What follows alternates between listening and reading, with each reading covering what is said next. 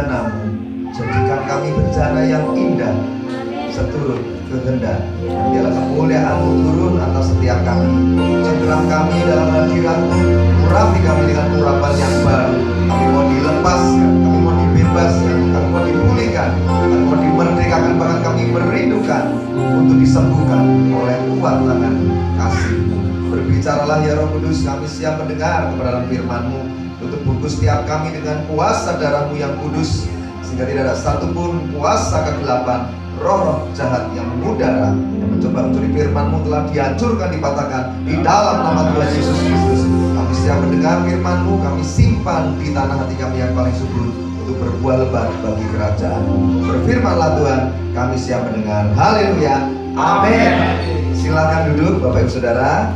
Shalom, apa kabar? Puji Tuhan ya. Sungguh senang sekali pada sore hari ini kami dari tim TWC Wonderful Counselor Ministry boleh ada di tempat ini, di rumah Tuhan di GBI Rajek. Bersyukur, terima kasih pada kesempatan yang telah diberikan oleh Bapak Gembala, Bapak Pendeta Yunus Lobo. Terima kasih buat waktunya, buat kesempatan dan juga kepercayaan yang diberikan. Tadi pagi kami melayani di GBI Aetos Gregorio ya, di Jalan Tirta Indah kalau nggak salah tadi ya. Dan senang sekali kami bisa melihat Roh Kudus bekerja dengan luar biasa, menjamah gerejanya, menjamah seluruh jemaat yang tadi meresponi firman. Ya, kami juga rindu Bapak Saudara jangan datang hanya dengan kondisi yang sama dengan sebelum-sebelumnya. Ya, artinya hari ini harus punya kehausan yang lebih, mau berjumpa dengan Tuhan, mengalami kasih dan kuasa Tuhan. Karena saya percaya tidak ada satupun yang luput dari lawatan Tuhan pada sore hari ini. Nah, kita mau belajar dari kebenaran firman Tuhan. Saya rasakan tidak ada intervensi dari Tuhan, berarti pengajarannya akan sama ya. Kami datang tidak hanya sekedar berkhotbah yang menyenangkan telinga, karena kami bukan motivator, kami juga bukan seorang pengkhotbah yang hanya menyampaikan yang enak-enak saja bikin kita tertawa, tapi kita datang untuk memberitakan Injil. Kami juga datang untuk mengajarkan kebenaran firman. Kami juga datang bersama Roh Kudus untuk mengimpartasikan kuasa Roh Kudus yang memberikan kelegaan dan damai sejahtera. Apa sih bedanya memberitakan Injil dan mengajar? Itu dalam satu paket ya, dalam satu paket pemberitaan. Seperti pada sore hari ini, kalau memberitakan Injil itu pasti ada konten, ada isi yang menempel hati kita untuk berbalik dan bertobat kepada Tuhan. Ya, kalau mengajar itu berarti kalau kita baca firman sendiri kadang kita nggak mengerti. Nah, ini saatnya Roh Kudus bukakan, berikan pewahyuan dan rema dalam kehidupan kita. Nah, tema sepanjang hari ini yang tadi pagi adalah jangan lari dari panggilan Tuhan, jangan hidup dalam rasa aman yang palsu. Nanti kita akan belajar ya, siapa sih yang sedang lari dari panggilan Tuhan? Jangan-jangan kita semua loh sedang lari ya. Nanti akan Anda boleh cek, sekarang aku jadi orang Kristen ini lari nggak dari panggilan Tuhan?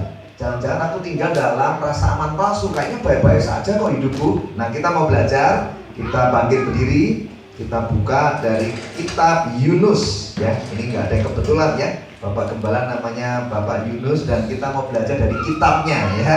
Kitab Yunus pasal ke-1 ayat 1 sampai 17. Kita semua bangkit berdiri, kita hormati firman Tuhan, kita baca bergantian ya. Kita mau dikenyangkan oleh Roh Kudus. Yang sudah ketemu katakan jangan lari. Puji Tuhan ya. Saya baca dulu ayat yang pertama dan terus bergantian. Yunus pasal 1 ayat 1 sampai 17. Demikianlah firman Tuhan. Datanglah firman Tuhan kepada Yunus bin Amittai demikian.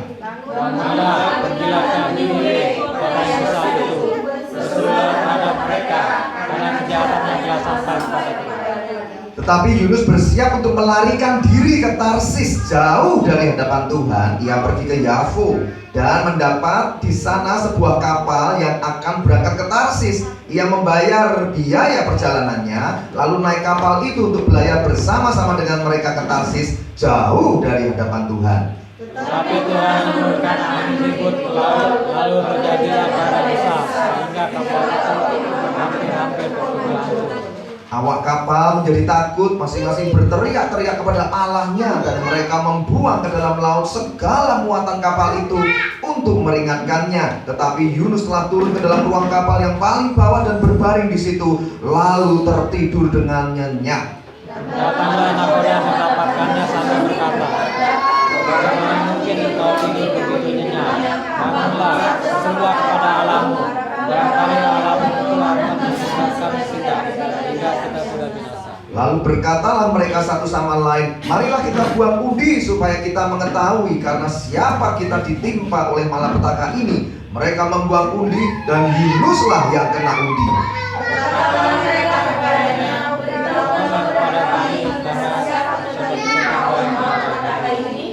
Apa pekerjaanmu dan dari mana engkau datang? Apa negerimu dari bangsa mana? Sautnya kepada mereka, aku seorang Ibrani, aku takut akan Tuhan, Allah yang mempunyai langit, yang telah menjadikan lautan dan daratan. Orang-orang itu menjadi sangat takut, lalu berkata kepadanya, apa yang telah kau perbuat?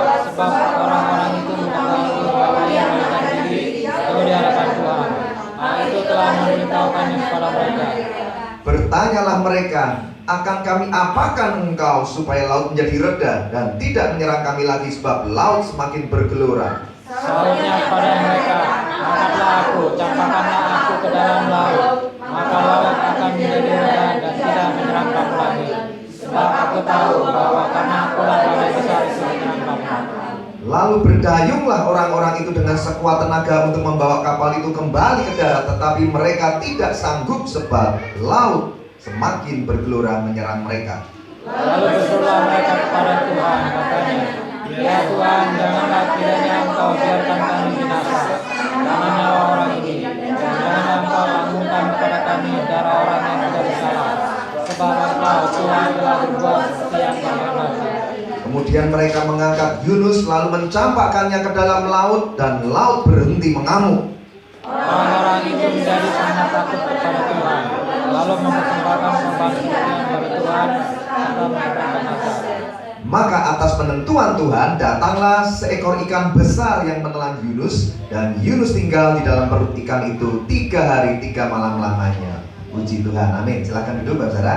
Yang berbahagia ialah yang baru saja membacakan firman Tuhan dengan suara yang keras. Kenapa? Karena imannya timbul dari pendengaran akan firman Tuhan yang baru saja Anda baca dengan keras. Tapi Anda akan jauh lebih berbahagia menurut firman Tuhan kalau nanti Anda renungkan, dengarkan firman Tuhan, firman pengajaran ini, dan Anda lakukan dalam kehidupan Anda sehari-hari.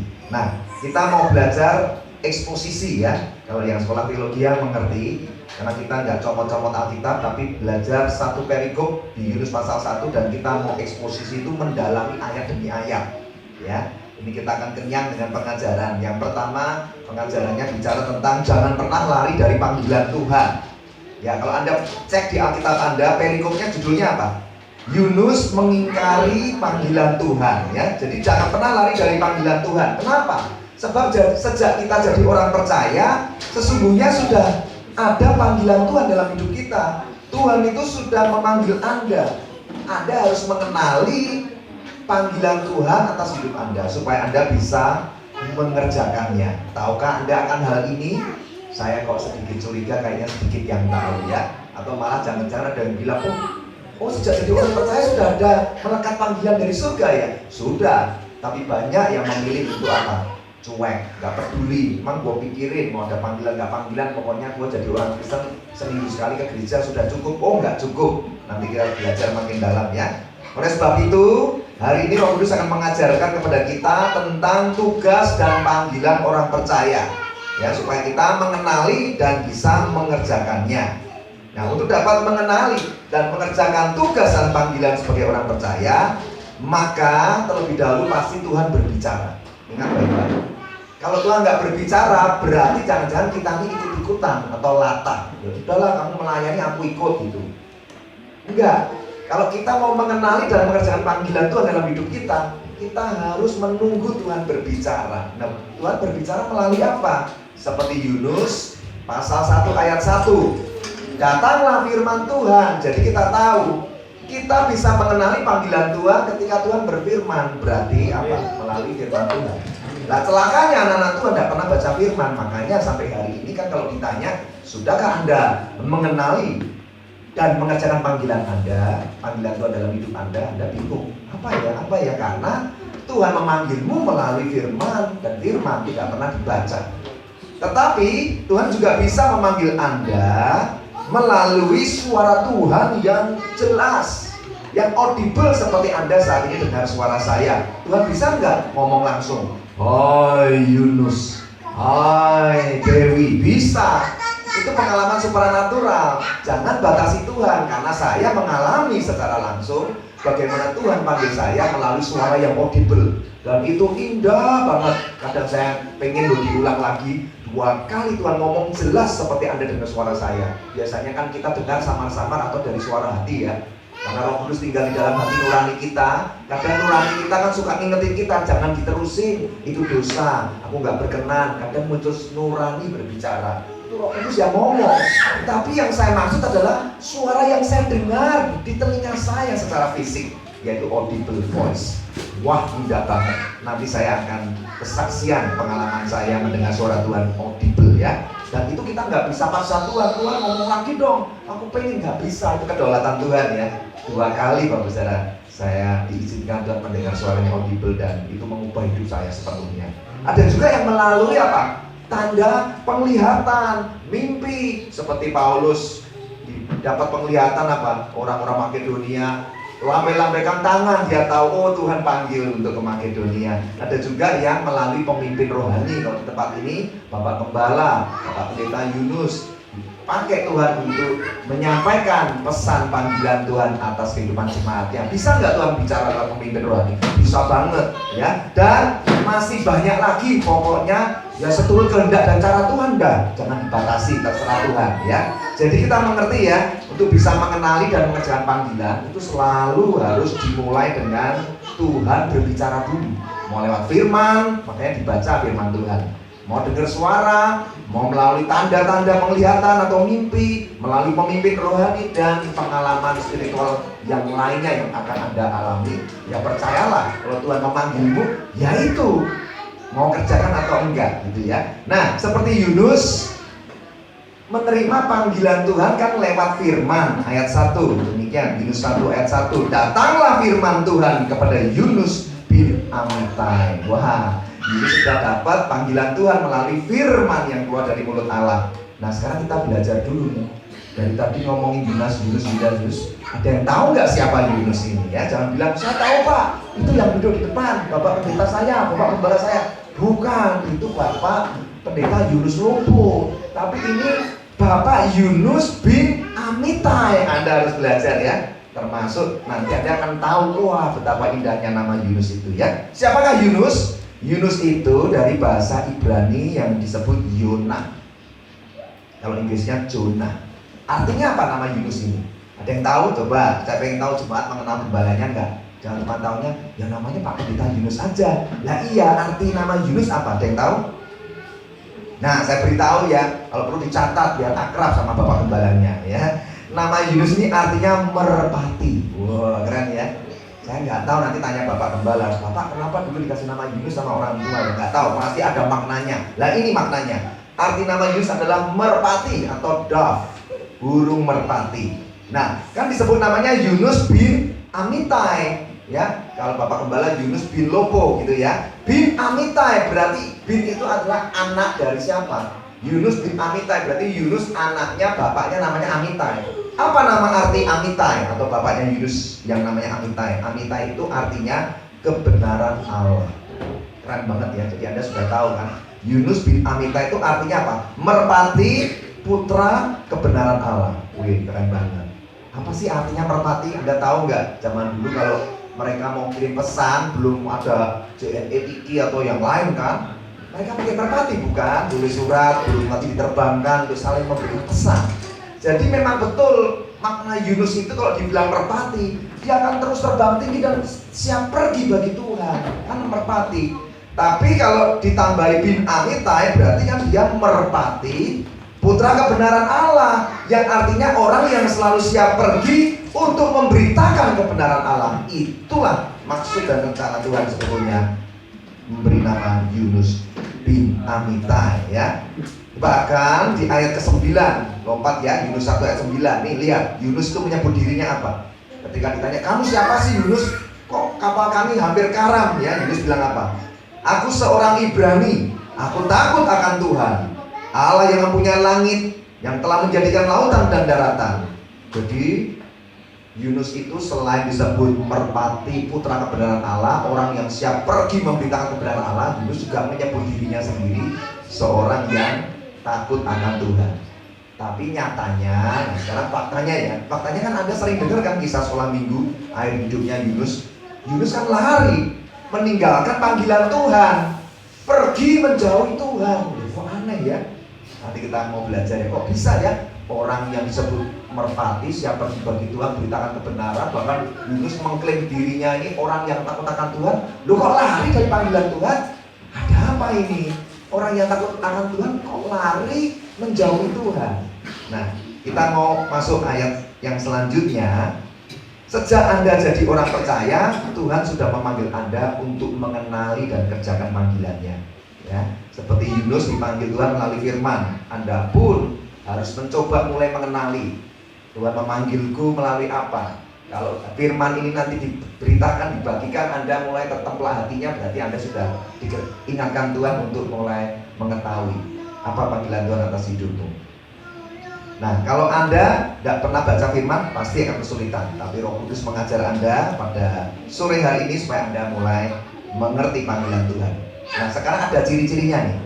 Mungkin beberapa orang mulai menyadari dan iya ya, aku ingat kok sekarang panggilan Tuhan atas hidupku. Nah, ini saya bantu. Ada ciri-ciri atau tanda bahwa seseorang telah mengenali dan mengerjakan panggilan Tuhan atas hidupnya. Ada ciri-cirinya, nggak bisa cuma ikut-ikutan.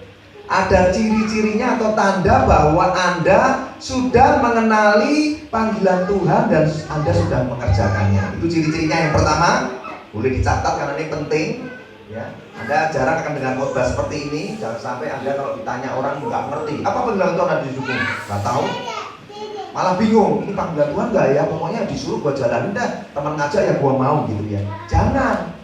Karena suatu hari Tuhan akan nanya, sudahkah selama kau hidup kau mengerjakan apa yang aku suruh kau lakukan seperti yang kupanggilkan dalam hidupmu? Kita bingung jawabnya.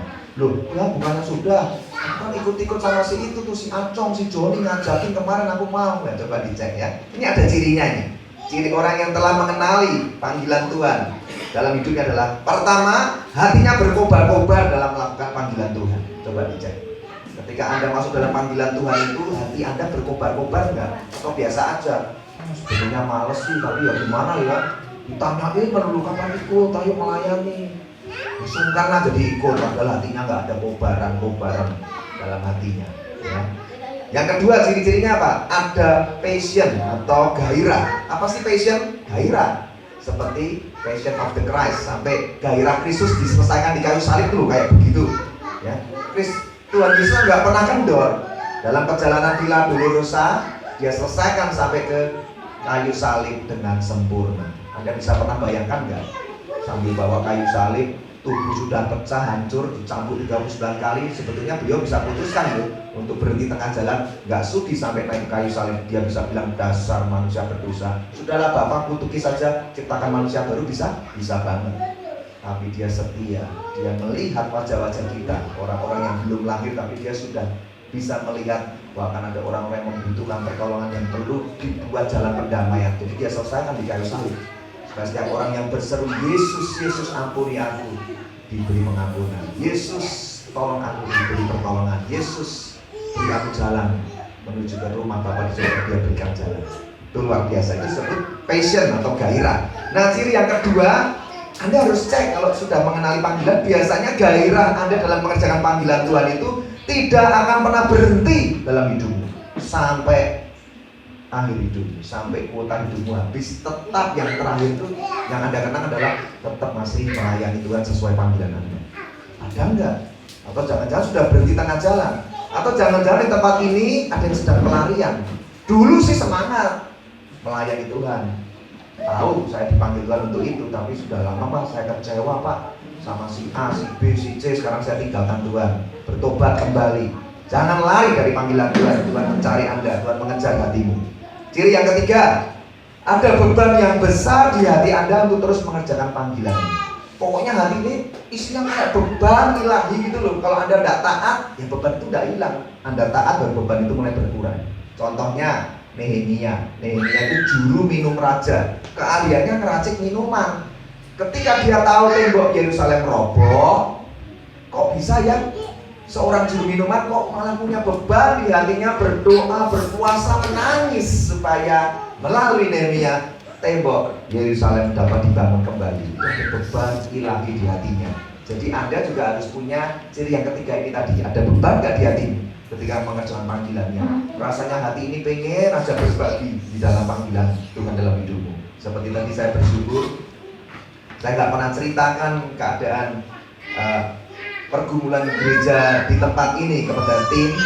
Tiba-tiba salah satu dari tim kami yaitu Ibu Koni menyampaikan bahwa dia dapat berkat dari Tuhan, dari usaha yang dia rintis bersama suaminya, dan intinya ada keuntungan sekian rupiah, dan dia segera mau memberikan persepuluhan bagi gereja ini. Wah, saya kaget sekali ya.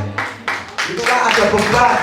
Saya sampai terharu, kecuali saya yang cerita dan saya sedikit mendorong atau memaksa, ya itu juga jadi beban karena jadi sungkan.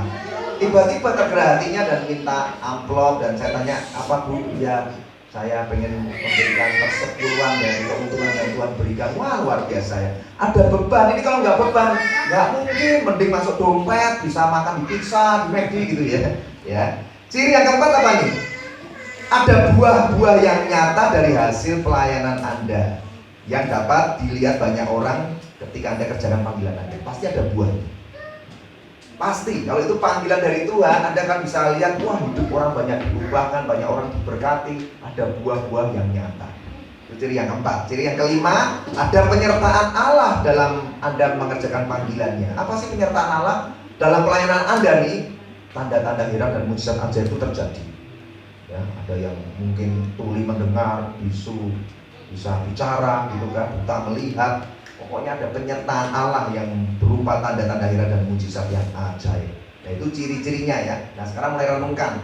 Oh kalau 5 ciri tadi satu pun nggak ada, ya berarti bukan panggilan Tuhan. Selama ini jangan-jangan malah nggak tahu panggilan Tuhan apa, dan nggak pernah dikerjakan. Yang penting datang ke gereja, duduk, dengar firman, pulang. Tuhan berduka karena Tuhan tidak panggil kita hanya jadi jemaat biasa loh. Tuhan panggil kita untuk mengenali panggilan Tuhan dalam hidupmu dan kerjakan. Jangan pernah bilang, Pak itu yang dipanggil pendeta-pendeta doang, Pak. Tidak.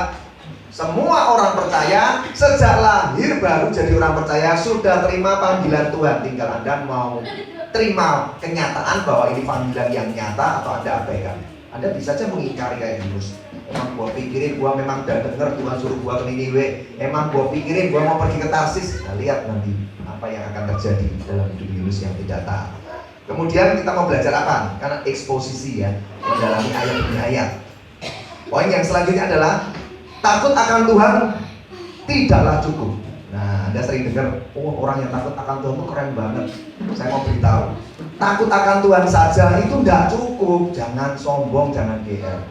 Anda merasa, Pak aku tuh jauhi dosa Pak. Orang didekati dosa, aku tuh kayak Yusuf Pak. Mau orang cantik kayak apapun aku tinggal lari Pak. Gak aku pegang, aku lihat tuh udah sombong sekali ya. Dia merasa takut akan Tuhan. Tapi itu tidak cukup. Jangan GR dulu karena Anda merasa imun terhadap dosa, kebal sama dosa, gak doyan apa yang namanya kenajisan percabulan. Kemudian Anda merasa sudah cukup. Enggak. Kenapa kok bisa gak cukup? Anda tahu kan tadi Yunus itu kan putra kebenaran Allah. Orang yang harusnya pergi memberitakan kebenaran. Bahkan Yunus bilang apa? Lu tahu nggak? Gua ini orang yang takut akan Tuhan. Nah, tapi kok kenyataannya Yunus lari dari panggilan Tuhan dan pergi menjauhi Tuhan.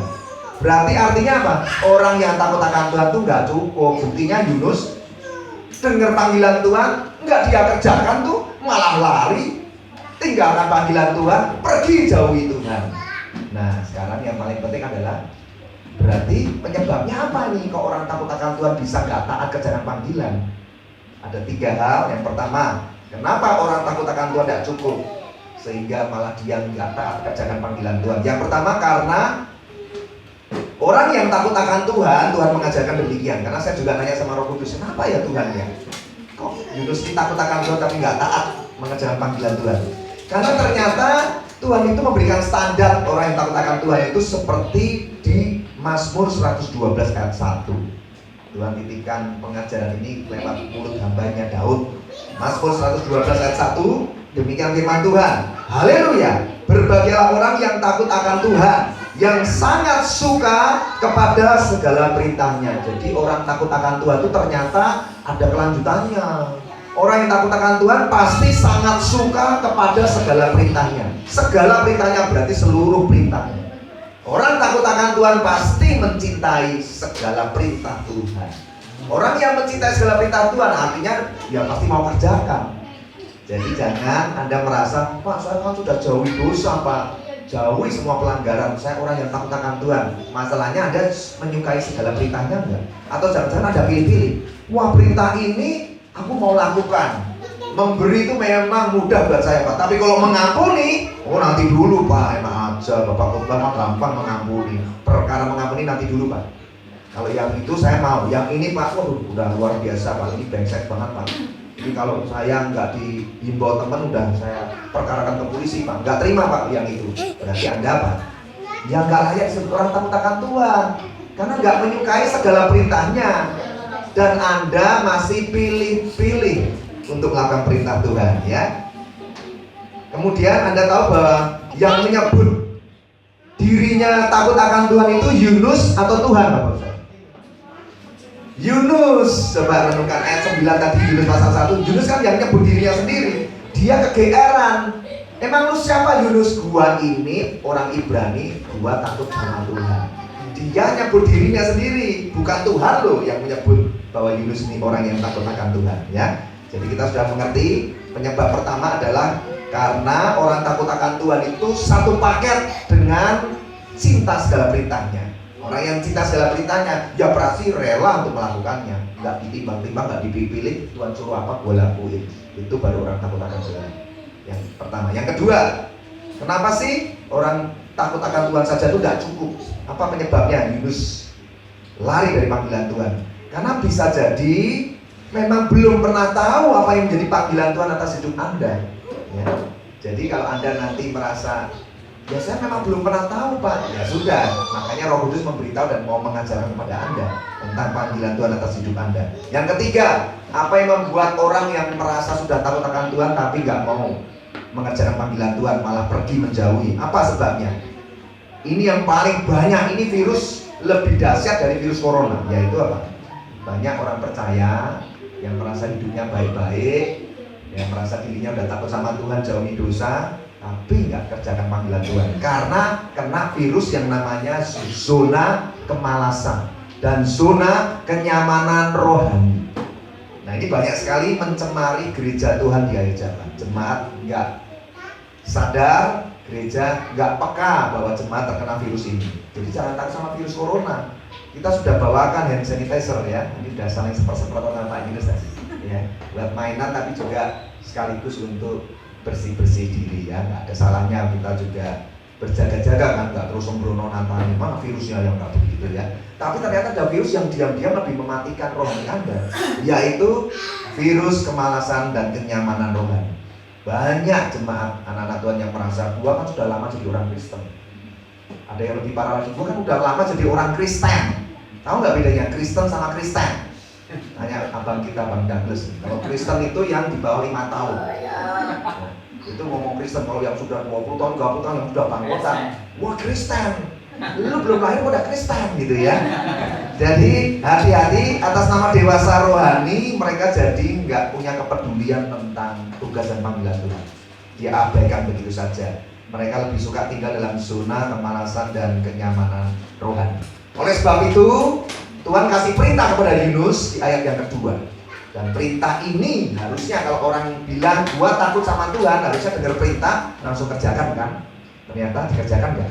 Ayat kedua, Yunus 1 ayat kedua. Ini perintah Tuhan datang buat Yunus. Yunus, bangunlah, pergilah ke Niniwe, kota yang besar itu, berserulah terhadap mereka, karena kejahatannya telah sampai kepada Tuhan. Enggak dilakukan kan? Malah pergi menjauhi Tuhan kan? Perintah pertama enggak ditaati sama Yunus. Nah sekarang biarkan perintah ini buat Anda, buat saya, dan kita belajar taat. Dikatakan apa? Bangunlah. Nah sekarang kita mau belajar. Bangun bangun dari apa ini? Ya bangun dari setiap beban dosamu yang masih datang dan pergi di hidupmu. Kayak lagu tahun berapa tuh, kau datang dan pergi sesuka hatimu. Nah ini dosa juga begitu kan. Kalau lagi Anda stres, ya setan ngomong didengerin, lakukan dosa yang lama lagi, Tuhan berduka. Ya kan, nanti tunggu orang yang ngingetin lagi, Anda bertobat, nangis-nangis, kembali ke Tuhan. Nanti kalau lagi suntuk, mungkin berantem sama istri atau salah paham sama suami, setan nyanyi lagi, kau datang dan pergi, berbuat dosa lagi yang sama. Siklusnya kayak gitu, nggak capek kalau sudah hidup. Coba renungkan baik-baik ya. Jadi bangun dari beban dosa, bangun dari jerat maut iblis yang memodel anak Tuhan seperti ini. Jangan mau dong di bawah siklus dalam lingkaran setan kayak begitu. Kalau saya mah udah tahu nggak sudi, ya. Segera diputus rantainya, selesaikan dengan gentleman. Problem Anda dengan istri ya harus ada yang mau mengalah. Istri diperintahkan untuk menghargai suami, suami diperintahkan untuk mencintai istri. Masing-masing udah jangan saling tuntut, kerjakan aja apa yang Tuhan suruh. Aku disuruh menghargai, itu PR-ku. Ingat-ingat, hargai. Suami juga sama, cintai seperti aku cintai diriku sendiri. Sudah beres. Kalau enggak, Anda masuk dalam lingkaran setan. Hidupmu akan sampai nanti. Ya disuruh bangun dari beban dosa dan bangun dari zona kemalasan dan kenyamanan rohani Anda. Sudahlah, jangan terlalu sibuk untuk diri sendiri terus. Sudah cukup, Bapak Saudara. Coba renungkan. Siapa di tempat ini yang sudah umurnya 20, 40, 50, renungin Anda itu sudah 30 tahun hidup buat dirimu terus, apalagi yang sudah 50 tahun. Sudah terlalu lama hidup bagi dirimu sendiri. Sedangkan Anda tahu kan kuota hidup kita ini kan terbatas. Mungkin 60 dipanggil pulang, 65, 70, 80 udah hebat bener. Sisa waktu hidupmu tuh lo kapan mau mulai komitmen kalau gitu aku mau hidup bagi Tuhan di sisa waktuku. Atau jangan-jangan Anda mau terus lanjutin, terus hidup dalam zona kemalasan, kenyamanan, hidup bagi diri sendiri. Ya. Jangan seperti itu, Anda harus bangun dari zona kenyamanan dan kemalasan hidupmu. Dan mulai belajar untuk mengenali, kalau gitu aku mau belajar deh panggilan Tuhan apa dan aku mau kerjakan. Nah, punyalah hati yang rela untuk selalu beritakan Injil dan mau pergi bersaksi. Karena itu panggilan Tuhan dalam hidup. Ini sudah saya bocorin ya. Panggilan Tuhan dalam hidup kita sebagai orang percaya itu semuanya sama sebetulnya. Secara umum dipanggilnya sama. Tuhan menyuruh Anda pergi bersaksi dan berita. Bukan tugas pendeta, bukan tugas penginjil, bukan tugas penggembala. Semua orang percaya terima tugas itu. Ya, Anda tinggal mau taat enggak. Tuhan nggak cari orang yang mampu, Tuhan cari orang yang mau. Ya. Kalau perlu, saya himbau Bapak Gembala di tempat ini bersama jemaat kompak, bikin tagline lah. 113 misalnya, artinya apa? Dalam 1 tahun, 1 jemaat janji sama Tuhan, jangan janji sama Pak Yunus. Nanti nggak dipenuhi, Anda lari dari janji Anda kan? Kayak Yunus dari pelarian ya. Janji sama Tuhan, Tuhan, pokoknya aku berjanji sama Tuhan. Bantu aku ya Tuhan, bukan dengan kuat gagahku, tapi dengan kuat gagah Roh Kudus. Aku berjanji 113 dalam 1 tahun, 1 jemaat bawa 3 jiwa bagi Tuhan. Mau nggak? Ini tempat nggak cukup 3 kali ibadah, ya kan? Coba renungkan, ini panggilan Tuhan. Siapa bilang yang dipanggil itu tuh hanya orang-orang tertentu, yaitu saya, Pak Yunus, dan orang-orang yang sekolah Alkitab, lulusan kependetaan mana? Enggak, semua orang percaya. Apalagi zamannya Yunus ini apa pernah ada sekolah Alkitab? Enggak ada. Ya, murid-murid Tuhan Yesus tuh orang-orang biasa yang tidak terpelajar. Percaya nggak? Buka Kisah Para Rasul 4 ayat 13. Kalau Anda tidak percaya, saat ini dibuka karena nggak ada multimedia ya. Buka Kisah Rasul 4 ayat 13, yang ketemu langsung bacakan, Anda dapat upah dari Tuhan. Supaya Anda percaya bahwa panggilan Tuhan itu enggak untuk pendeta atau hamba-hamba Tuhan tertentu, untuk semua orang, bahkan murid-murid Tuhan itu semuanya orang biasa yang tidak terpelajar. Tuhan nggak cari orang hebat. Ya, yang sudah ketemu, yang jarinya mulai begini-begini, mari dibacakan. Siapa? Silakan. Markus, Kisah 4 ayat 13. Silakan, Bapak tadi sudah semangat, monggo. Mari. Ketika sudah melihat Keberanian, Petrus dan Yohanes dan mengetahui bahwa keduanya adalah bangsa yang tidak terpelajar, heranlah mereka dan mereka mengenal keduanya sebagai pengikut Yesus. amin. Ya, Anda percaya ya? Ketika sidang itu melihat keberanian Petrus dan Yohanes, orang biasa yang tidak terpelajar, betul ya Pak? Heranlah mereka tuh ya. Yang dipakai Tuhan tuh orang-orang biasa, nelayan, lulus sekolah SD aja belum tentu. Zaman dulu belum ada SD, sekolah PAUD. Kaliannya cuma cari ikan, bikin jalan, tangkap ikan, arah mata angin dia ngerti. Mungkin kulitnya udah gosong karena dia berjemur sinar matahari, jarang mandi, amis. Kok dipakai Tuhan? Jadi Anda malu loh kalau terima panggilan Tuhan Anda tidak kerja kan banyak alasan. Padahal sebetulnya cuma malas. Makanya saya bilang sunnah kemalasan, sunnah kenyamanan. Kalau Anda mau nanti Anda akan terheran-heran karena Anda jauh lebih terpelajar daripada murid-murid Yesus di zaman itu. Anda sudah mengenyam, mengecap sekolah minimal SMA, SMK lah. Bahkan ada yang S1, S2 jauh lebih terpelajar. Tuhan mau pakai siapa aja tanpa batas, tanpa pandang bulu. Hati yang mau pasti dipakai, hati yang taat dipakai lebih luar biasa lagi. Markus 16 ayat 15. Nih, perintah Tuhan bagi kita.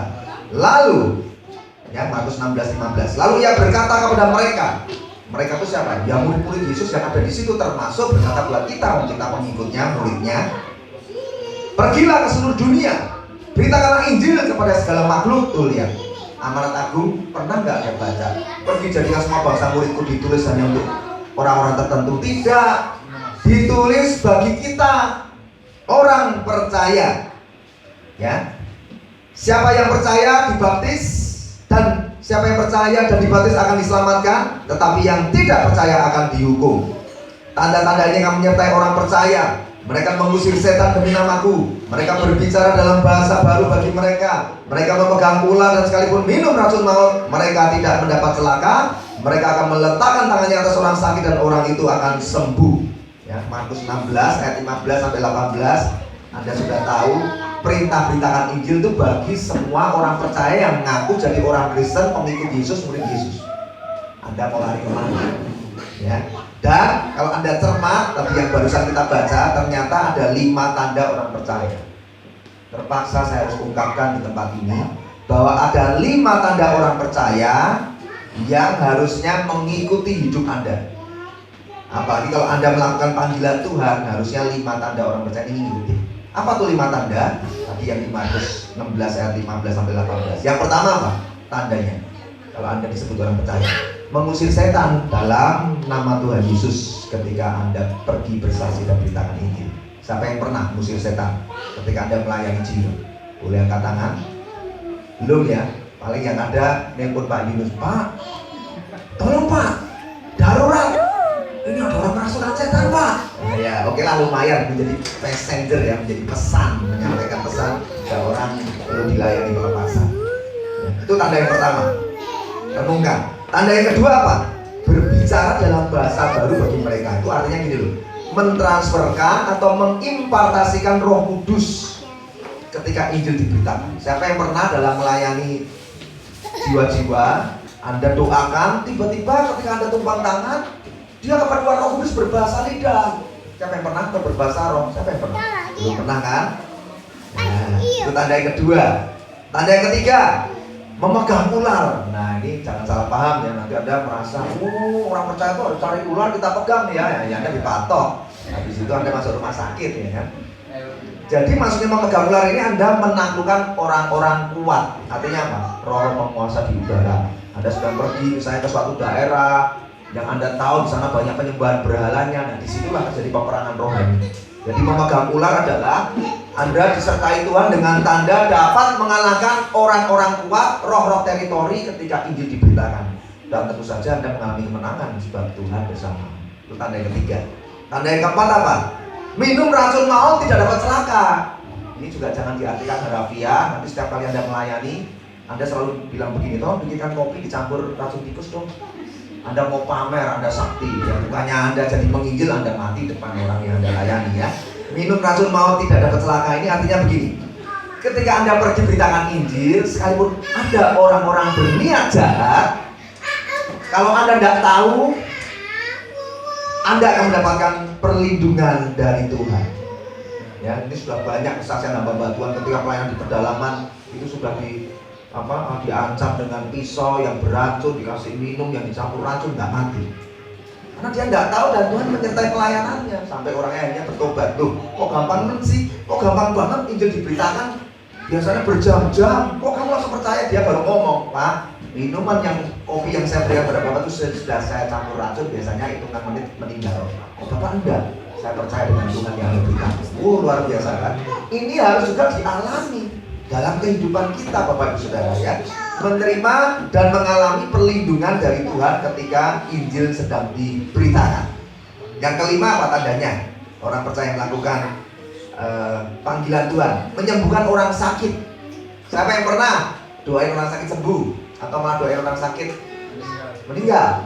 Cepet gitu ya. Pak, saya punya karunia Pak, yang nggak ada di Alkitab, mencabut nyawa. Karunia ke-10 ya. Jadi ada tanda yang kelima, mendoakan orang sakit dan orang sakit itu sembuh. Coba renungkan ya, ada 5 tanda. Nah sekarang Anda jujur di hadapan Tuhan. Kalau 1 dari 5 tanda itu belum pernah Anda alami bersama Roh Kudus, artinya apa?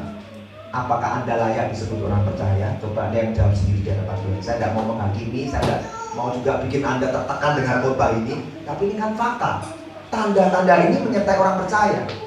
Saya beri ilustrasi lah. Dulu saya ketika main di tempat ini, Pak Yunus punya pohon kelapa. Masih ada ya Pak Yunus yang pohon kelapa hijaunya kalau keluar dipotong terus kita minum merah-merah waktu itu. Tapi kalau waktu itu belum muncul buah kelapa hijaunya, terus Pak Yunus bilang begini, nanti tim TWC saya kasih ini nih buah kelapa hijau, airnya mantap. Kalau belum ada buahnya kan saya nggak percaya. Pak, ini mosok pohon kelapa hijau. Saya baru percaya kalau memang ada buahnya, terus dipetik, terus dikupas, terus diminum airnya seger, bahkan dikorek-korek. Wah, kelapa hijaunya bener-bener enak banget. Baru percaya. Lah sebuah pohon kelapa hijau aja kita perlu minta tanda baru kita sepakat percaya. Sepakat Pak Yunus, memang ini pohon kelapa hijau enak banget rasanya ya. Jadi haus saya kan. Sama, Tuhan kasih tanda juga. Anda tidak bisa main klaim-klaim diri sendiri. Beta orang Kristen ya. Saya orang percaya, berjemaat di GBI Raja sudah 10 tahun.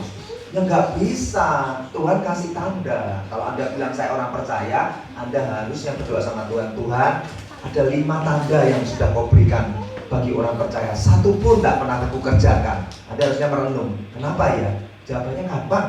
Karena Anda belum mengenali dan mengerjakan panggilan Tuhan. Oh, tadi saya bercanda lah, tapi terima kasih ya. Jangan-jangan memang Anda belum mengenali dan mengerjakan panggilan Tuhan. Makanya 1 tanda pun tidak muncul. Jadi tanda itu bukan kuat gagamu. Jangan Anda paksa-paksakan nanti. Waduh, aku harus punya nih. Terus cari-cari di mana orang kerasukan, mana orang kerasukan. Enggak, mengalir saja. Yang penting sudah mau taat, masuk dalam panggilan Tuhan. Nanti setiap kali ada kesempatan, Roh Kudus bersamamu menghasilkan tanda ini. Ingat ya, tanda ini bukan dihasilkan oleh kuat gagamu, tapi oleh kemauanmu meresponi panggilan Tuhan. Roh Kudus bekerja sama dengan Anda, tandanya akan muncul dengan sendirinya. Dan puji Tuhan, saya nggak menyombongkan diri, tim kami nggak menyombongkan diri, tapi dari 5 tanda ini semuanya puji Tuhan telah Roh Kudus izinkan mengikuti pelayanan kami. Berarti kita boleh sedikit agak berbangga mengatakan bahwa yes, kami on track ya Tuhan, kami masuk dalam panggilan. Karena banyak yang sok sibuk dalam pelayanan, banyak. Tapi ciri-ciri tanda-tanda tidak mengikuti. Ya sudah, nggak usah menghakimi. Minimal gereja ini sudah diajarkan untuk mengenali panggilan Tuhan dalam hidup Anda. Kemudian dibutuhkan ketaatan mutlak untuk Anda melakukan panggilan Tuhan.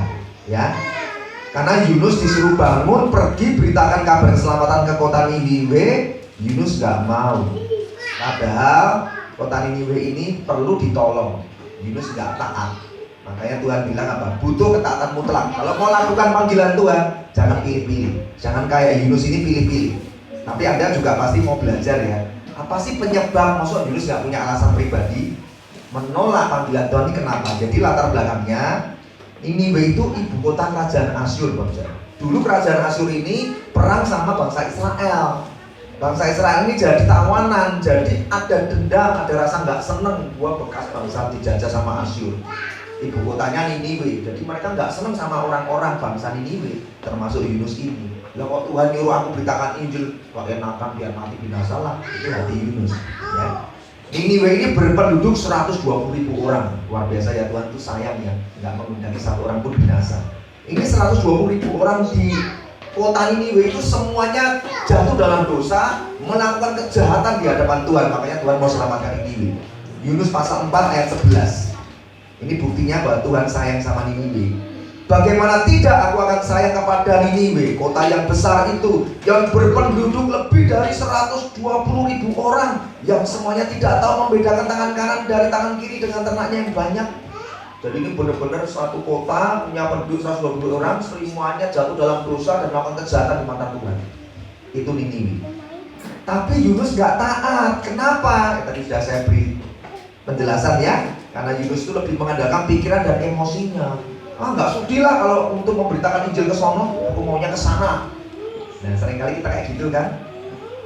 Diutus Tuhan, kita pilih-pilih. Wah, itu mah tempatnya gersang Pak, hasilnya nggak ada. Juga belum tentu ada yang bisa dibawa, Pak, capek doang, nggak ada berkatnya gitu kan. Seringkali pilih-pilih kan. Jangan, kalau Tuhan yang menyuruh berangkat. Mau di kota, mau di desa, mau di kampung, Tuhan memanggilmu. Kalau bahasa Jawanya melaku itu bahasa Indonesia berjalan ya. Bangun, pergilah, beritakan, karena itu perintah Tuhan ya. Jadi jangan kayak Yunus, karena benci sama bangsa Niniwe dia nggak jadi taat ya, berarti kita tuh dibutuhkan ketaatan mutlak. Nggak boleh pilih-pilih, nggak boleh suka tidak suka. Pokoknya dimanapun, kapanpun, ketika Tuhan berkata bangun, pergi, hei Simon, hai Nancy, beritakan Injil keselamatan, jadi saksiku di sana, di situ. Ya berangkat aja, taat saja. Ya, jangan seperti Yunus. Nah, ketika Anda dipenuhi Roh Kudus sejak jadi orang percaya, kan Anda kalau baca di Kisah Rasul 1 ayat 8, ketika seseorang dipenuhi Roh Kudus, dia akan diutus jadi saksi Yesus. Ya, Kisah 1 ayat 8. Tetapi kamu akan menerima kuasa kalau Roh Kudus turun ke atas kamu, dan kamu akan menjadi saksiku di mana? Yerusalem, Yudea, Samaria, dan sampai ke ujung bumi. Nah, ayat ini sering disalah tafsirkan menjadi alasan kita tidak taat pada panggilan Tuhan. Misalnya Tuhan menyuruh Anda pergi untuk beritakan Injil ke suatu tempat yang Anda tidak senang, tempatnya jauh, gersang, dan nggak ada ini, nggak ada itulah, nggak ada AC, nggak ada MCK gitu kan. Terus Anda berdalih begini, lebih baik saya sesuai firman menangkan keluarga saya dulu lah Pak, kan jadi saksi di Yerusalem dulu. Nah, sering dijadikan senjata kan. Makanya kita tidak mau 113 dalam 1 tahun satu jemaat bawa 3 jiwa, nggak mau lakukan karena alasannya apa? Keluarga saja belum beres Pak, yang Kristen baru saya sama satu lagi adik saya, 10 belum Pak. Jangan. Kenapa? Kalau Anda mau benar-benar dibukakan ayat ini Roh Kudus turun bagi murid-murid dan rasul Yesus di Yerusalem. Terjadinya di loteng Yerusalem. Lokasinya di Yerusalem. Yang kumpul siapa? Murid-murid Yesus. Rata-rata orang mana? Galilea. Galilea itu sebuah desa di negara Israel.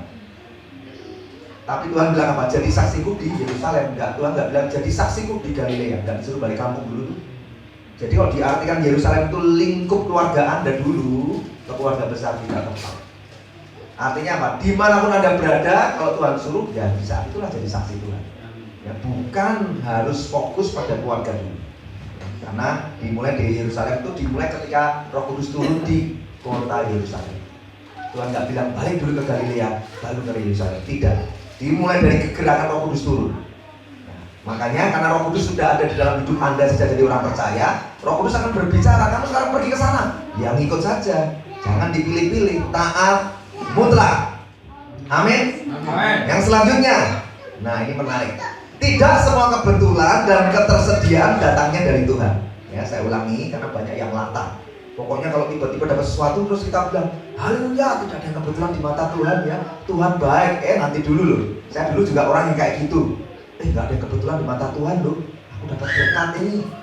Aku dapat mujizat nih. Tidak ada yang kebetulan ya. Pokoknya nggak kebetulan itu pasti dari Tuhan. Belum tentu. Ya, tidak semua kebetulan dan ketersediaan datangnya dari Tuhan. Ini ayat 3. Ayat yang ketiga Yunus pasal 1. Tetapi Yunus bersiap untuk melarikan diri ke Tarsis. Ya, dia nggak taat sama panggilan Tuhan, malah melarikan diri ke Tarsis, tempat Paulus berada. Jauh dari hadapan Tuhan, ia pergi ke Yafo. Yafo itu Tel Aviv sekarang. Dan mendapat di sana sebuah kapal yang akan berangkat ke Tarsis, yang membayar biaya perjalanannya, naik kapal itu belayar bersama-sama dengan mereka ke Tarsis jauh dari hadapan Tuhan. Coba Anda renungkan, kok pas banget ya, pas Yunus lari dari panggilan Tuhan, pergi jauhi Tuhan, mau ke Tarsis, kok iya kebetulan nemu kapal. Di zaman itu kapal itu tidak sebanyak di zaman sekarang. Kapal mungkin satu, dan jadwalnya itu jarang-jarang ada kapal nyandar di Tarsis. Kok kebetulan pas melarikan diri, kok ya pas ada kapal, kok ya pas ada duit. Wah, pasti Tuhan restui. Tidak betul. Ya. Apakah kebetulan dan ketersediaan kapal itu datang dari Tuhan buat Yunus? Apa jawabannya? Tidak. Sebab Tuhan panggil Yunus untuk ke kota Niniwe.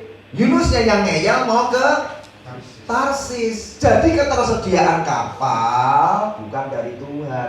Makanya hati-hati Bapak Ibu Saudara, tidak semua kebetulan, tidak semua ketersediaan datang dari Tuhan. Berarti kalau bukan datang dari Tuhan, sisanya datang dari mana? Dari setan. Saya nggak nakut-nakutin, hati-hati. Jadi Anda harus bagaimana dong? Ingat baik-baik, uji segala sesuatu yang namanya kebetulan dan ketersediaan. Uji pakai kebenaran firman Tuhan. Makanya orang yang nggak pernah baca firman Tuhan ini suka mengatasnamakan ini berkat dari Tuhan, belum tentu. Ya, tidak semua berkat datang dari Tuhan. Karena setan bisa menawarkan berkat juga, yang instan malahan. Maka Tuhan Yesus coba di padang gurun kan ditawari juga berkat. Kalau kau sujud menyembah aku, berikan berkat kekayaan dunia ini kepadamu. Ya, hati-hati loh, bukan karena Anda sedang ada di ibadah di gereja ini nanti keluar tiba-tiba ketemu orang nggak kenal, terus ngobrol sama Anda, terus Anda merasa, gua kan habis dengar firman, keluar dari gereja nggak kebetulan ada orang nyamperin ngasih brosur, gua baca, wih cukup 100.000 dapat 10 juta. Wah, Anda tertarik terus ikut. Terus Anda merasa, loh baru keluar dari gereja ini pasti dari Tuhan ini, haleluya.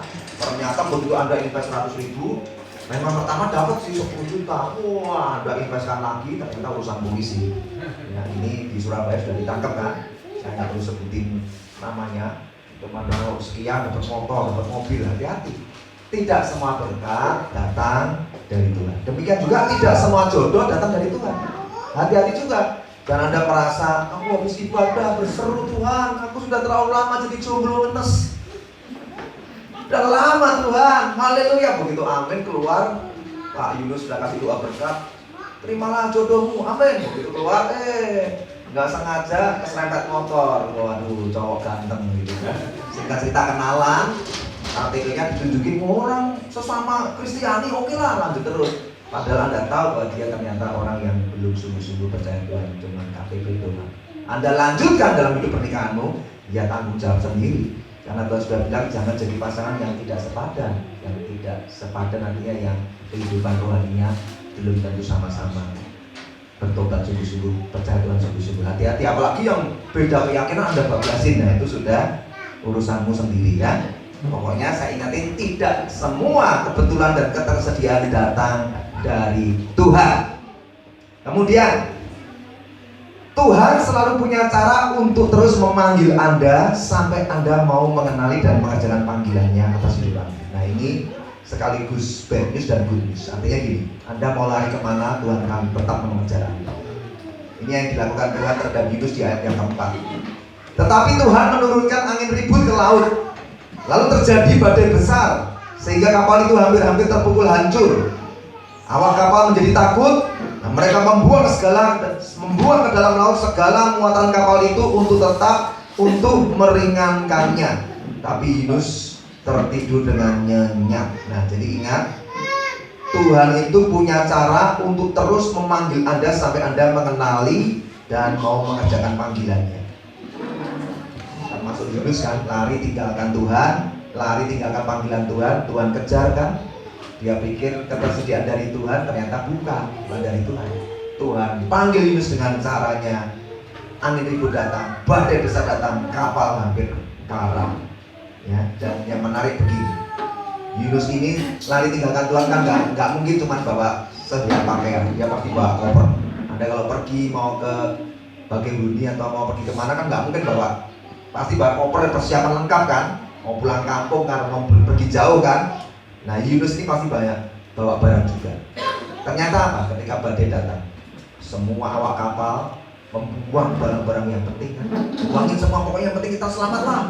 Kalau enggak ini kapal karam nih. Daripada kita yang mati, mending barang-barang udah buangin semua, udah nggak usah mikir itu mau emas berapa kilo, permata berapa ton, buang. Daripada kita karam, ya kurang lebih begitu. Jadi ingat baik-baik nih.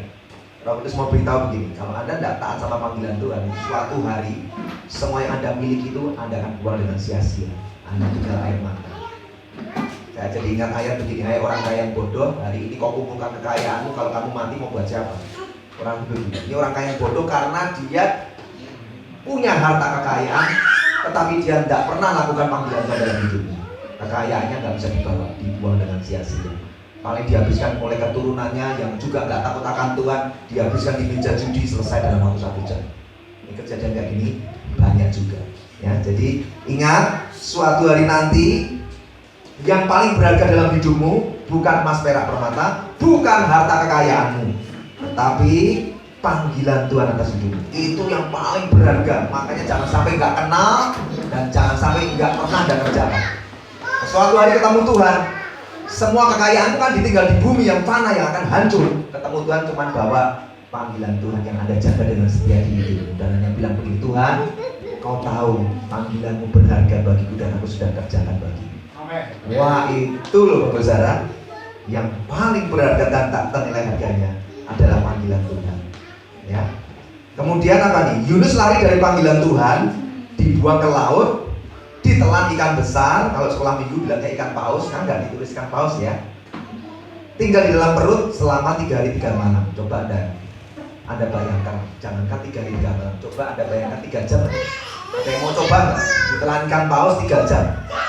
Wah, itu udah rasanya kayak hidup dan mati. Ya. Udah stres, frustasi, dan rasanya udah pasti mati lah itu. Udah kayak masuk alam kubur, udah masuk dalam neraka yang paling dalam ya. Di perut ikan 3 hari 3 malam itu loh cara Tuhan. Tuhan tuh selalu punya cara untuk terus memanggil Anda. Mau lari kemana? Seberapapun Anda berlari tinggalkan Tuhan, jangan-jangan ini memang ada di tempat ini dulu pernah terima panggilan Tuhan karena kecewa, karena ada satu masalah apa, Anda tinggalkan Tuhan.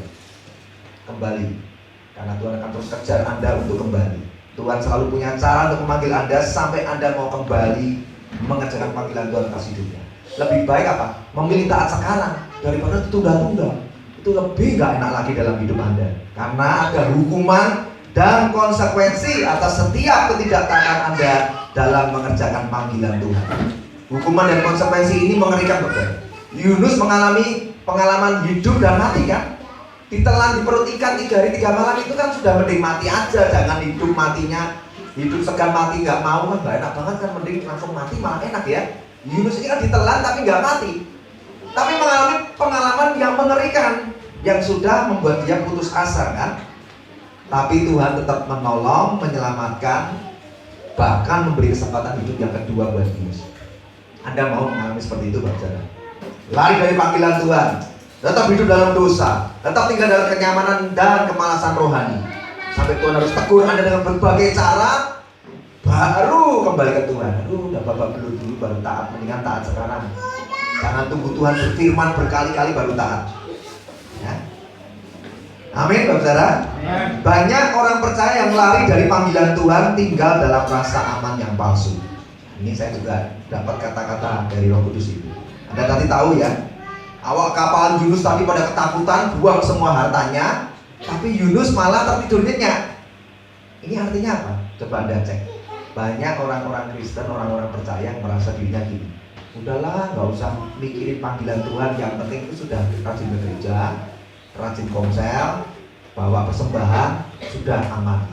Aman menurut Anda itu rasa aman yang palsu. Yunus kan juga sama kan, tidur nyenyak padahal sudah mau karam, karena dia merasa ya udah nggak masalah buktinya. Kita juga sering merasa begitu. Siapa bilang nggak melayani Tuhan kita akan punya masalah? Loh, memang nggak punya masalah, Tuhan nggak pernah kasih masalah.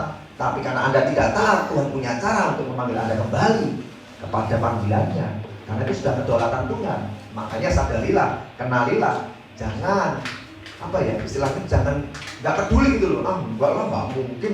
Saya kan nggak disuruh jadi pendeta lah, siapa yang nyuruh? Tapi Anda jadi orang percaya itu karena anugerah. Dan ingat, setiap orang percaya Tuhan sudah berikan panggilannya kepada hidupnya. Setiap ketidaktaatanmu itu hanya menunggu bom waktu kapan meledaknya, seperti Yunus ditelan di perut ikan. Anda juga akan mengalaminya. Jadi jangan tinggal di rasa aman yang palsu. Bahkan awak kapal sampai membuang undi, kok ya bisa undinya kena Yunus? Ya karena Tuhan mengizinkan. Biar Yunus diproses sama Tuhan. Nih, kamu mau lari dari panggilan tuh mau seberapa jauh Yunus? Aku tetap memanggilmu pulang. Ya, jadi Yunus merasa aman dan baik-baik saja, memutuskan lari dari panggilan Tuhan. Ternyata Yunus akhirnya tinggal dalam rasa aman yang palsu. Orang percaya juga sama. Jangan merasa aku baik-baik aja kok, nggak pernah melayani Tuhan juga sehat-sehat aja. Ya sudah, tinggal ditunggu aja. Kalau nanti Tuhan memanggilmu dengan cara yang nggak enak seperti yang Yunus alami, ya bersyukur, berarti Tuhan sayang kan. Daripada Anda dibiarkan, terus Anda nggak pernah dapat kesempatan kedua, sampai aja menjemput Anda tutup mata. Wah, saya nggak pernah bisa bayangkan kalau Tuhan nanya, selama kau hidup, sudahkah kau lakukan apa yang kusuruh kau lakukan dalam hidupmu? Hai anakku, Anda mau jawab apa? Saya bocorin Bapak Saudara. Suatu hari kalau Anda berjumpa Tuhan, kalau berjumpa ya, saya nggak ngerti, saya bukan Tuhan ya, yang tidak taat sama Tuhan kalau nggak ada kesempatan kedua untuk menyadari dan bertobat dan melakukan panggilan Tuhan, tapi sudah diizinkan mati dulu, meninggal dulu, nggak ada kesempatan kedua kayak Yunus.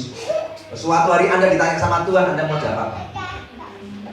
Selama kau hidup, sudahkah kau melakukan panggilanmu yang usul kau lakukan dalam hidupmu? Anda mau jawab? Taatlah Bapak Saudara, nggak sukar, percayalah. Cuma disuruh bersaksi dan beritakan Injil, nggak sukar, perintah-perintahnya nggak sukar, beneran. Saya ini juga nggak latar belakang sekolah kependetaan, sekolah teologi, tidak. Tapi karena saya mau, Roh Kudus perlengkapi, semakin membakar hati saya untuk terus mau bersaksi, beritakan Injil, nggak sukar. Makanya jemaat tempat ini, mari. Kalau nanti Bapak Pendeta Yunus sepakat, bikinlah program 113. Pak, jangan 113 Pak, 112 ya sudah, nggak apa-apa, berarti ada 2 kali ibadah. Kalau semua jemaat taat nih, 1 orang 1 tahun bawa 2 jiwa bagi Tuhan melalui gereja ini. Pak Yunus akan buka 2 kali ibadah, pagi dan sore. Anda mau nggak? Ini perintah Tuhan kan? Pergi bersaksi, beritakan Injil. Belum lancar Pak beritakan Injil, ya sudah bersaksi aja. Kalau Tuhan baik mengubah kehidupan Anda dari seorang pemarah, pemalas, Tuhan ubah Anda jadi yang sekarang ini seperti ini, mengalami kebaikan Tuhan. Ajak dia datang ke sini, biar Pak Yunus yang menginjil, biar Pak Yunus yang menerangkan tentang kebenaran firman. Mau nggak? Atau hanya tinggal dalam zona kemalasan dan kenyamanan? Susah lah, biarin aja lah. Ya sudah, nanti Anda yang akan berhadapan dengan yang namanya panggilan Tuhan yang harus dikerjakan. Hati-hati dengan pelarian Anda selama ini di hadapan Tuhan. Yang sudah tinggalkan Tuhan jauh, tinggalkan panggilan Tuhan. Sekalipun Anda merasa baik-baik saja, semuanya hanya rasa aman yang palsu. Sekarang saya mau sharingkan kesaksian saya ya. Saya latar belakang keluarga yang miskin, sangat-sangat miskin karena orang tua juga nggak punya uang untuk bisa membangun rumah atau beli rumah. Jadi kami ini keluarga kontraktor, keren ya, kontrak terus, kontraktor, tukang kontrak. Dan selalu kalau udah duitnya, kontrakannya habis, duit nggak ada. Jadi kelabakan pinjam sana pinjam sini untuk bisa lanjut kontrak. Jadi ibu saya itu kerjaannya tiap hari adalah mendoktrin anaknya untuk pokoknya sekolah pintar. Kalau udah pintar nanti biar cepat kerja, biar dapat duit. Karena saudara nggak kenal duit, lihat bapakmu ini miskin, saudara-saudaranya nggak ada yang peduli. Jadi saya kecil tuh nggak punya rasa bahagia menikmati masa kecil saya, saudara. Kerjanya cuma belajar, terus pokoknya harus pintar. Nah singkat cerita, ya bener saya berprestasi ya, dan akhirnya bisa bekerja di sebuah perusahaan dan bisa merintis usaha. Dan itu karirnya saya nilai kok cepat sekali ya. Nah saya merasa bahwa kebetulan ini datang dari Tuhan. Wah aku diizinkan sukses, lumayan punya duit, ketersediaan dari Tuhan. Enggak. Tuhan tahu bahwa kesombongan saya itu datangnya dari kesuksesan saya. Saya jadi orang yang sangat sombong, yang sangat keras. Musuh saya banyak sekali. Bahkan istri saya juga jadi musuh saya karena dia pernah gugat saya cerai juga. Karena problem orang yang sombong banyak duit itu, istri satu kurang. Ya, dia selalu coba lirik rumput tetangga yang lebih hijau. Ya, ini kesaksian yang seperti ini, kesaksian yang saya singkat-singkat, tapi semua pria pasti pernah mengalaminya ya. Darah muda, darah orang yang penuh dosa. Anda bertobat ya. Nah, sampai suatu ketika Tuhan tahu bahwa saya itu sudah usia 30 berapa itu saya lupa. Sudah lama saya jauh dari Tuhan, tinggalkan panggilan Tuhan. Bahkan saya nggak ngerti panggilan Tuhan apa. Kok nggak pernah sungguh-sungguh sama Tuhan, ke gereja sekedar ke gereja. Tapi cara Tuhan memanggil saya, seperti tadi saya bilang, kalau Yunus dipanggil dari firman Tuhan, saya dipanggil dari suara yang audible. Kapal usaha saya yang menjadi sumber kebanggaan saya diguncang sama Tuhan kena badai yang begitu besar. 9 bulan saya minus setiap bulan ratusan juta. Jadi di saat itu saya sudah frustasi. Waduh, pasti bangkrut. Muka taruh di mana? Karena orang sombong kan yang dipikirin dirinya sendiri. Kalau ini bangkrut nih, apa kata keluarga besar ya? Selama ini saya sudah sombong. Kalau ketemu saudara sudah petana petenteng, ada orang deketin saya baik-baik gitu, saya udah curiga. Ujungnya pinjam duit. Sombong sekali. Begitu usaha digoyang, diizinkan Tuhan mengalami goncangan hebat. Saya melakukan berbagai manuver. Biasanya saya tinggal kontak ini, kontak itu, saya kerja keras lebih ini, kunjungi customer ini, tidak ada hasilnya. 9 bulan tetap minus. Akhirnya saya putus asa. Di saat saya putus asa itulah ternyata saya orang yang seperti Yunus. Saya hanya bisa berseru di perut ikan kalau Yunus 3 hari. Saya putus asa banget, malu sekali. Mau jual apa lagi nih yang tersisa untuk bisa tutup hutang. Saya angkat tangan aja, Tuhan, aku berserah, udah gak bisa berbuat apa-apa lagi. Tiba-tiba panggilan Tuhan datang, audible gitu. Aduh, seneng banget kalau ingat itu. Saya suka mau menangis. Tuhan bilang begini, jangan takut. Di dalam tahun ini juga usahamu akan aku pulihkan, bahkan mengalami surplus. Saya sampai kaget, yang ngomong siapa? Saya nangis. Karena itu sedang ibadah raya di sebuah gereja besar, lagi live music full band. Nggak mungkin sebelah kanan kiri nggak kenal ngomong seperti itu. Saya nggak pernah curhat masalah saya, tapi saya mengalami damai sejahtera yang besar, dan itu saya pegang teguh dan benar, Bapak Saudara. Di bulan Desember usaha saya dipulihkan Tuhan. Dan ini kejadian udah lama ya, saya kisahkan hidup saya. Dan Tuhan berbicara lagi, sekali lagi audible dalam hidup saya. Tuhan bilang begini, sejauh ini kah cahaya kamu mengenal aku hanya sebagai Tuhan yang sanggup memberkatimu? Ingat betul-betul yang saya menangis, Tuhan ampuni saya Tuhan. Kalau ikut Tuhan cuma cari berkat, harusnya aku mengejar pribadimu, mengejar hadirat. Di situ Tuhan ubah saya. Lambat laun baru Tuhan sikapkan, ini loh aku panggil kamu seperti ini, mau taat nggak? Siap Tuhan. Makanya kami bersama tim ada TWC saat ini, semua karena panggilan Tuhan. Amin Bapak Saudara. Nah, Anda harus mulai kenali.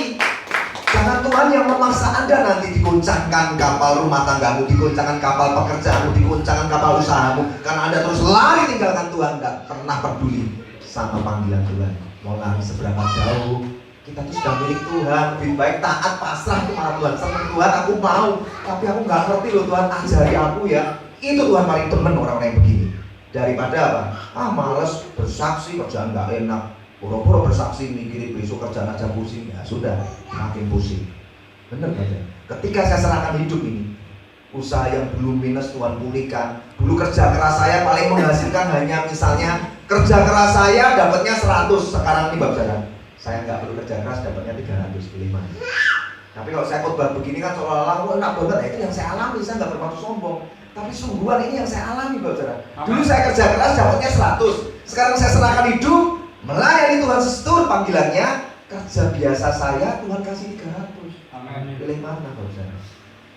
Udahlah kembali sama Tuhan. Tuhan itu Allah yang menyediakan. Tidak mungkin Tuhan memanggilmu, Tuhan tidak sediakan, tidak mungkin. Makanya saya bilang, jangan tinggalkan penggembalaanmu Bapak Saudara. Jangan tinggalkan penginjilanmu.